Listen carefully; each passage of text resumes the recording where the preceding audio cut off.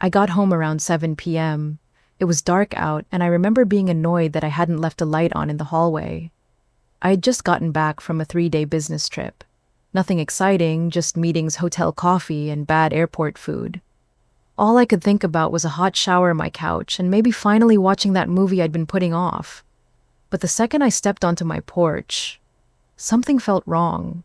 The porch light was flickering like it had been messed with. And when I reached for the door handle, it didn't feel right either. The locket was busted, like someone had tried to force it open. My stomach dropped. I pushed the door open slowly, half expecting to find some burglar still inside. But what I found was nothing. My house was empty. Not like, oh, someone took the TV empty. No. Empty like someone had walked in with a moving crew and taken everything. My couch, my dining table, my refrigerator, my microwave. Even the curtains were gone. Gone. I stood there in the doorway for a full minute, not moving. My brain couldn't process what I was seeing. Then I walked into the living room just in shock, and I saw the worst of it. The cabinet where I kept my grandmother's antique silverware shattered, and all the silver was gone. That was the one thing in this house that couldn't be replaced. I stumbled back and pulled out my phone, trying to call someone, anyone. But before I could even dial, I saw I had a new text message. It was from Liam, my cousin, practically my little brother. We'd been close my whole life. I helped raise him after his parents died. I was the one who paid for his school, helped him with job interviews, even covered part of his rent when he was struggling. But the message on my screen didn't feel like it came from someone who loved me. It said, "You have plenty. We needed this more. Hope you understand." Liam, that was it. No apology, no explanation. Just like I was some rich stranger he was entitled to rob. I sat down on the floor because I had no furniture left to sit on, and I just stared at that message, and it hit me all at once. He hadn't just taken my things. He'd taken advantage of me. He'd looked at everything I had, everything I'd worked for, and decided it was his to take. That it didn't matter what it meant to me. That I'd be fine. But I wasn't fine. I was shaking. Not from fear, from betrayal. I had spent years making sure he was okay. And this was how he repaid me, by gutting my home and leaving a text like it was some kind of favor. That's when I knew something inside me had changed. I wasn't going to let this slide. I wasn't going to just understand. Not this time. Not after everything. When I tell people what Liam did, they always ask the same thing. How could your own family do that to you? And I get it. It sounds unbelievable. But the thing is, Liam wasn't just family. He was my responsibility.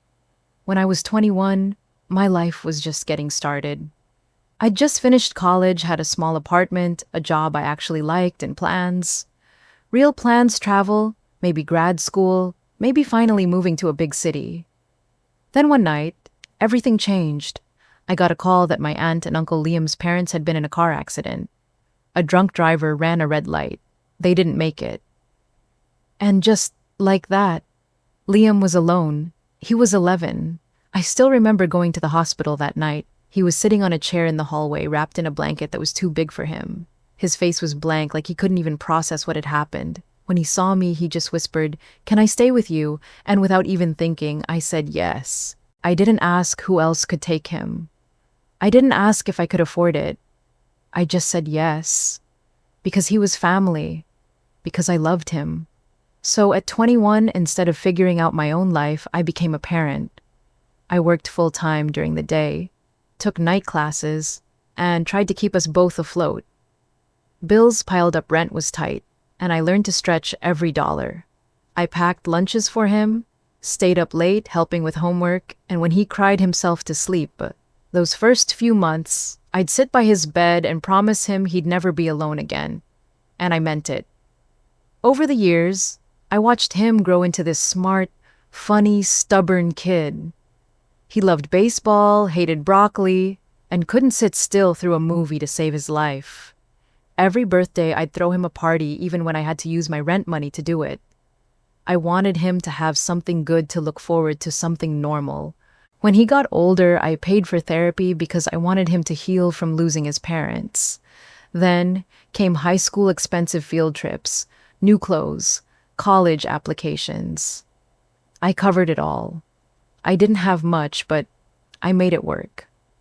I skipped nights out with friends, never went on vacation, and wore the same winter coat for 6 years straight.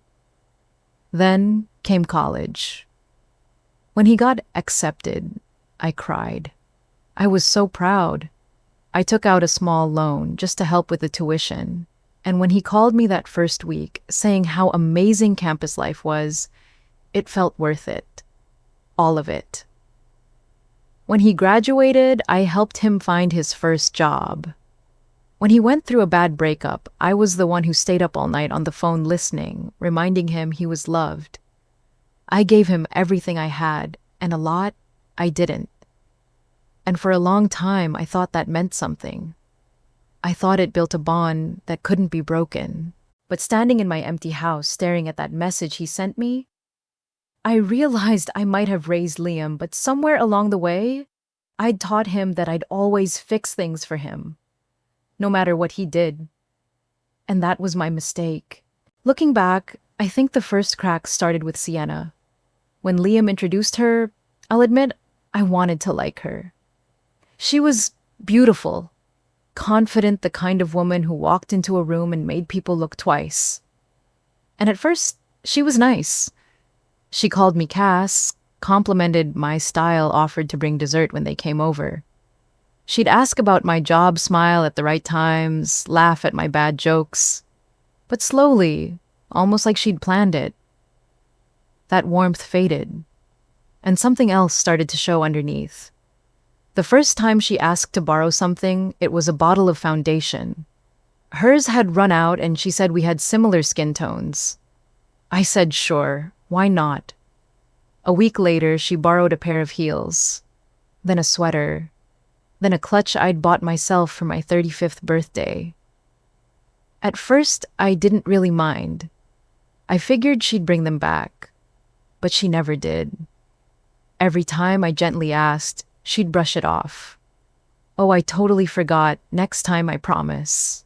But next time never came. She started treating my things like they were hers. Like my closet was her personal backup wardrobe. And the stuff she took, it wasn't cheap. I work hard. I don't buy myself nice things often, but when I do, it means something. A reward for a big project. A little splurge after a rough week. Sienna didn't care. And Liam just laughed it off. You're being too uptight, he said once when I brought it up. She's just borrowing a few things. You're not even using them. I remember that moment so clearly. I was standing in my living room holding a dry cleaning bag with a dress I'd planned to wear to a fundraiser. Only, it was gone. Sienna had taken it the week before, said she needed something classy for a dinner. And now, it was MIA. I texted her, "Hey, any chance I could get that navy dress back before Friday?" She replied 3 hours later, "Ugh, I think it's at my sister's place. You're not even married. Why do you need designer anything anyway?" That hit me like a slap. Not because of the dress, but because of what it meant. She didn't respect me. Not my time, not my effort, not my life. And Liam didn't seem to care. When I told him the message upset me, he rolled his eyes. "She's joking, Cass. Don't take everything so seriously." That's when I realized something painful. Liam used to defend me. He used to listen. Now, he dismissed me, just like she did. It was the first time I felt like maybe I wasn't family anymore. Like I'd been replaced. Not by another person, but by a version of myself that existed only in their eyes. The stable, single, reliable woman with too much stuff, and no real need for it. The bank, the closet, the fallback. And the more I bit my tongue, the more they pushed. And I let it happen. Because I didn't want to rock the boat. Because I still thought, maybe it would get better. But it didn't. That was the first betrayal. The first cut, and I didn't realize it yet. But it was only the beginning. By the time spring rolled around, I finally did something for myself. After 5 years of saving every spare penny, every holiday bonus, every overtime check, I finally had enough to renovate my home. And I don't mean a little paint job or new curtains.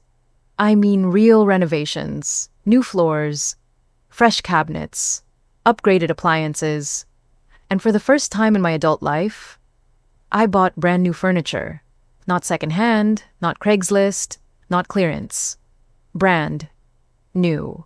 I still remember the day it was all delivered. The smell of the leather couch, the feel of marble counters under my fingertips. I walked through every room just soaking it in. This was mine. I had worked for this. Alone. I was proud. And I thought, maybe Liam and Sienna could use my old stuff. My couch was still in perfect shape, the dining table had only minor wear, and the washer and dryer worked like new. They'd just moved into a townhouse, and I figured they could use a little help. It felt like the generous thing to do. So I called Liam. Hey, I said I just finished the renovation. Everything turned out amazing. I've got a bunch of good stuff I'm not using anymore. Furniture, kitchen stuff, even the fridge. You and Sienna want to come by and take a look. It's yours if you want it. There was silence on the line. Then I heard her voice in the background, loud enough for me to hear clearly. We're not into used things. Liam came back on the line and cleared his throat. Thanks, Cass, but we've got different plans for the space. We're going for more of a, modern aesthetic. I said no problem, and I hung up. But it wasn't no problem. Not really, because that stung. It wasn't even about the furniture. It was the way she said it. Like my things were beneath her. Like I was beneath her. This was the same woman who had no problem borrowing my 300 shoes. The same one who accidentally kept my designer handbag for 4 months. But now, suddenly everything I had was trash to her. I told myself to let it go. I had what I needed. My home was beautiful. I was finally taking care of myself. They could figure out their own problems, so I posted a few things online, hosted a quick yard sale that weekend, and sold off the rest. It was actually kind of freeing clearing out the old to make room for the new, and after everything was settled, I packed for my business trip. 3 days in Seattle, just another conference. I left on Monday morning. I locked up the house, checked my itinerary, grabbed my carry-on, and headed to the airport. I had no idea that those 3 days away would be the biggest mistake I'd made in years. Because while I was gone, someone decided they didn't care if something was used after all. They decided they wanted everything. And they took it. I got home Thursday evening. My flight had been delayed. I hadn't slept, and all I wanted was to drop my bags and collapse into my bed. But the second I pulled into the driveway, my stomach tightened. The front porch light was off, and my door was open. Not wide open, just barely cracked.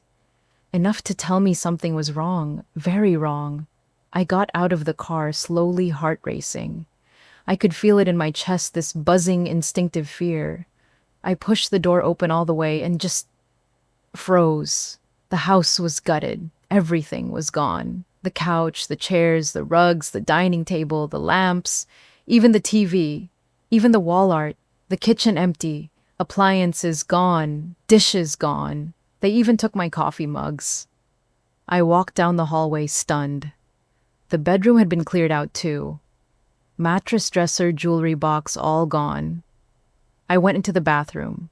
No towels, no toiletries. Even the shower curtain had been ripped down. It was like someone had moved out, only I hadn't. I stood there in silence, staring at the echo of a life that wasn't there anymore. And that's when I saw my phone buzz. A new text message. From Liam. It read, "You have plenty. We needed this more. Hope you understand." Liam. It wasn't even a note, not a handwritten apology, just a smug digital shrug. I sat down on the floor. Or, more accurately, I sat down where the floor was since they'd taken the chairs. And I just stared at my phone, blinking. My throat felt dry. My body went cold. He really did it. He actually took everything. This wasn't just some misunderstanding. This wasn't Sienna borrowing a sweater and forgetting to give it back. This was planned, coordinated, calculated, a full-scale looting of my life. A few minutes later, there was a knock at my door. I jumped, my heart still pounding. It was Mrs. Lacey, my neighbor from across the street. Sweet, older woman. Always brought over cookies at Christmas. "Cassandra," she asked gently, "are you okay?" I saw the door open. I just shook my head. No, I'm not." She stepped inside, took one look around, and gasped. "Oh my lord, they took everything." I nodded. She looked furious. "I saw them, you know. Liam and that girl Sienna. They were here Tuesday afternoon with a moving truck. I asked what they were doing, and he told me you said it was all going to them, that you were redecorating and gifted it." My mouth dropped open. "He lied to you. I should have known better," she muttered. "But listen, I have cameras, front and side yard. They caught the whole thing." "You want the footage?" I stared at her like she was an angel. "Yes. Yes, please." She came back 10 minutes later with a flash drive. I thanked her a dozen times. Then I picked up the phone and called Melissa. She's been my best friend since college. The one person who always tells me the truth, even when I don't want to hear it. The second she picked up, I couldn't even get the words out. She said, "Cass, what's going on?" And I broke. I told her everything, every awful detail. The empty house, the stolen furniture, the text message, the neighbor's footage. She was silent for a moment.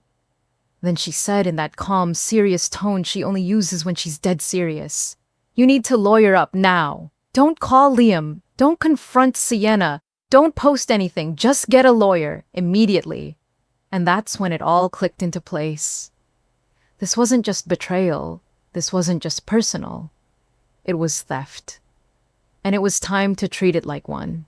After I hung up with Melissa, I sat in my gutted living room for over an hour just staring. No TV, no couch, no coffee table, just me, a flash drive full of proof, and the quiet hum of my own anger. I kept thinking maybe this is a nightmare. Maybe Liam would call, say it was a mistake, say he overstepped, say sorry, but he didn't. So I called him.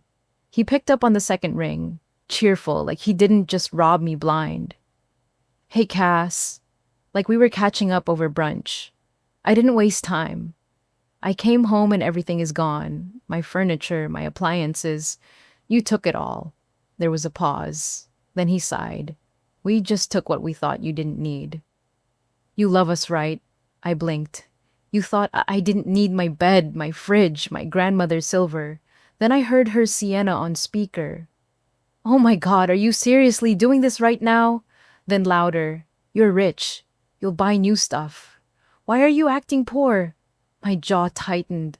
"This isn't about money," I said. "You broke into my house. You took things without asking." "That's theft." Sienna actually laughed. "It's not theft. You're family." "No," I said. Family asks. Family respects boundaries.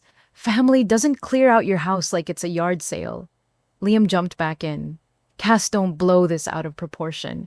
We were struggling. We didn't think you'd care." "Well, I do, and I want everything back immediately. Come on," he said. "Don't be dramatic. That was it. That word." Dramatic. I hung up, and I was done. Done being the nice cousin. Done pretending this was a misunderstanding. Done pretending I hadn't been taken advantage of for years. I opened my banking app and found the $900 automatic payment I'd been sending to Liam's mortgage every month. I canceled it on the spot. Then I called Mr. Dalton, my longtime lawyer. He'd helped me with a few contracts in the past, nothing major. But he was smart, sharp, and not the type to play around. I told him everything. Every last detail, from the borrowed dresses to the text message, the neighbor's footage, the missing furniture. He didn't interrupt once. When I finished, he said, "We'll handle this. First, we documented everything. Photos of the empty rooms, screenshots of Liam's text, the flash drive with the video, receipts for every item stolen, bank statements, purchase orders, everything. Then Mr. Dalton drafted a formal letter. It was direct, precise, and cold. Liam and Sienna had 3 days to return all my property in full. If not, we'd be filing a police report, pressing charges, and pursuing them in court for damages. No gray area, no emotional loopholes, just consequences. I had the letter delivered by courier the next morning, signature required, and once it was out of my hands, I waited. 3 days, just 3. That's all they had. They'd stolen my things. But what they were about to lose was everything else. 3 days passed. No call, no apology, no attempt to return anything. Just silence. I waited. I gave them every chance. But on the morning of day 4, I put on real clothes, grabbed my folder of evidence, and drove to the police station. I filed a full report. The officer at the desk listened, took notes, then watched the security footage frame by frame. He asked if I had receipts. I handed him an organized binder dates photos, delivery confirmations, serial numbers. When he was done reviewing everything, he looked up at me and said, "Ma'am, this is clear-cut burglary." And just like that, it was official. They weren't my cousin and his fiancé anymore. They were suspects. That afternoon, the police showed up at their house. And suddenly, I got the phone call. Liam's voice was panicked. Sienna was yelling in the background. "What did you do?" he shouted. "They're here! They detained us!" "Are you insane?" I kept my voice steady. "You had 3 days. Cass, please, this is serious. You called the cops on family. You broke into my house," I said. "You stole everything I own. We'll give it all back. Just drop the charges." "No," I said. "I'm done letting you off the hook." And I hung up. That night, Mr. Dalton called me. The police wanted to schedule an in-person mediation. Apparently, Liam and Sienna were ready to talk. I agreed to meet just to make things official. The next morning, we sat in a small conference room at the station. 2 detectives, Mr. Dalton and me, and across the table, Liam and Sienna. Liam looked like he hadn't slept. Sienna had mascara running down her cheeks. Tears. Begging. Excuses. They tried everything. "Cass, we made a mistake. We were desperate. We didn't think it would go this far. We're family. Please, don't do this." But the thing was, I'd already done more than enough. I looked them both in the eye and said, "I'm not dropping the charges. You're not above the law just because we share blood." Sienna sobbed. Liam tried to reach across the table. I didn't flinch. The DA offered them a plea deal. Probation. A $500 fine each. And a court order to return every single item plus pay for damages to my lock, my porch railing, and my floors. They took the deal. Honestly, I think they were scared it could get worse. After the court hearing, I didn't say a word to either of them. I just walked out. Later that week, I went back to Mr. Dalton's office, and I said I want to change my will. He blinked. "All right, what do you want to do?" "Everything was going to Liam," I said. "Every dollar, every asset, my house. I want him removed completely." Dalton nodded slowly. "Who should it go to instead?" "A scholarship fund," I said. "I want it set up in my parents' name for kids who actually value opportunity." "I'll get it written up," he said, "and send Liam a copy. I want him to know." 2 days later, the paperwork was finalized. Liam received a certified letter stating he had been legally removed from my estate. He wasn't just out of my house. He was out of my future. And I felt relief. For the first time in a long time, I wasn't carrying him anymore. I wasn't financially tied to him. I didn't owe him anything. He didn't get to benefit from my work, my sacrifices, or my name. He made his choice when he stole from me. And I had finally made mine. It didn't take long for the fallout to land on my doorstep. 2 days after Liam got the letter about the will, I heard pounding on my front door. Not knocking, pounding. I looked through the peephole and there they were. Liam and Sienna. He looked furious. She looked smug, like she had something to say and was going to enjoy saying it. I didn't open the door fully, just cracked it with the chain still on. "What do you want?" Liam stepped forward, eyes blazing. "You changed your will. Are you serious? Right now I kept my voice even." "Yes, I am." "I'm your only family," he snapped. "Everything should go to me. You owe me." I felt something in my chest twist, but not in pain, in disbelief, in absolute disgusted disbelief. "I owe you," I said slowly. "You broke into my house, you stole from me, you lied, and now you think you're entitled to my life savings." "That was one mistake," he barked. "We apologized." "No," I said. "You never did. Not really. You only offered to return things because the court forced you." Then Sienna stepped in. Her voice was softer, more controlled. "I'm pregnant," she said. I blinked. "Congratulations. We're having a baby, your niece. Or nephew. Don't you want to be part of their life?" She was even trying to sound sweet, almost maternal. But the manipulation was obvious. I paused for a long moment. Then I said, "I already raised one child. I'm not doing it again." She blinked fast, like she wasn't expecting that response. Liam's face turned red. "You're unbelievable," he hissed. "You think just because you helped me when I was a kid that gives you a free pass to cut us off?" "I don't need a free pass," I said. "I needed boundaries." And you bulldozed right over them. "We're struggling," Cassandra, Sienna said, voice rising now. "We can barely pay bills. That money could have changed our lives." "Maybe you should have thought about that before robbing the person who used to send you mortgage money every month," I said flatly. "Wow," she snapped. "You're heartless." I raised an eyebrow. "No. I'm just done being a doormat." Liam stepped forward again, his tone turning nasty. "Change the will back. You're going to die alone anyway. Might as well leave it to someone who matters." I stared at him for a long second. "You know what? If you ever show up here again, I will get a restraining order." He opened his mouth like he was going to argue, but I slammed the door shut and locked every bolt. I stood behind it, listening to them yell for a few more minutes. Then silence. And then the sound of a car door slamming and tires squealing down the road. They were gone, and this time I didn't cry. I didn't shake. I didn't second-guess myself. I just exhaled.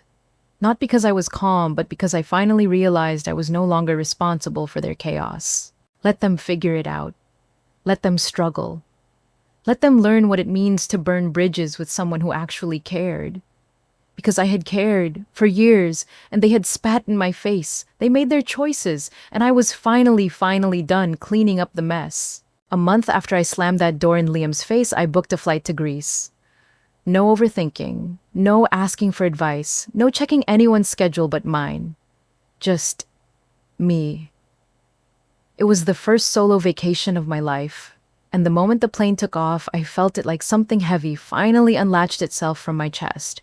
I wasn't Cassandra the guardian. I wasn't Cassandra the emergency contact. I wasn't the backup plan. I was just Cassandra. And I didn't realize how badly I'd missed her. Santorini was magic. Blue rooftops, endless ocean, and sunsets that made you forget your own name. I ate fresh seafood on the beach. I hiked trails with strangers who became friends. I took pictures not for Instagram, not for anyone else, but for myself. One afternoon, I met a woman in a cafe. She was in her 60s traveling solo too. She told me she'd spent her whole life raising other people, and when she turned 58, she realized she didn't even know what she liked anymore. That conversation stuck with me. So when I got home, I made changes. I joined a local photography group. I started dating again, nothing serious, just learning what it felt like to be wanted without being needed. And I started writing. What began as journaling turned into a manuscript. I poured everything into those pages, 17 years of caregiving heartbreak, exhaustion, sacrifice, and quiet victories. And I called it The Invisible Sister. A small publisher picked it up. It's not on any bestseller list, but I get emails from women who say they saw themselves in my story. That's more than enough. And then, just when I thought I'd finally close that chapter of my life, the phone rang. It was my uncle. Liam had reached out to him, hoping maybe he could help smooth things over. "He's changed," my uncle said. "He's sorry. He wants you to forgive him." I sat with that for a moment, and then I said calmly, "I did forgive him, but I'll never trust him again." That's the difference. He was quiet after that, and I knew, really knew it was the right answer. Liam isn't my problem anymore. His choices aren't my responsibility, and his forgiveness, I gave it. But that doesn't mean I have to reopen the door he kicked down. That part of my life is over. I'm not his sister anymore. I'm just me. And that's finally enough. If this story hit you in the heart, I want to hear from you. Drop a comment below. Have you ever had to cut off someone you loved for your own peace? And don't forget to subscribe. Our channel brings you brand new true drama stories every single day. See you in the next one.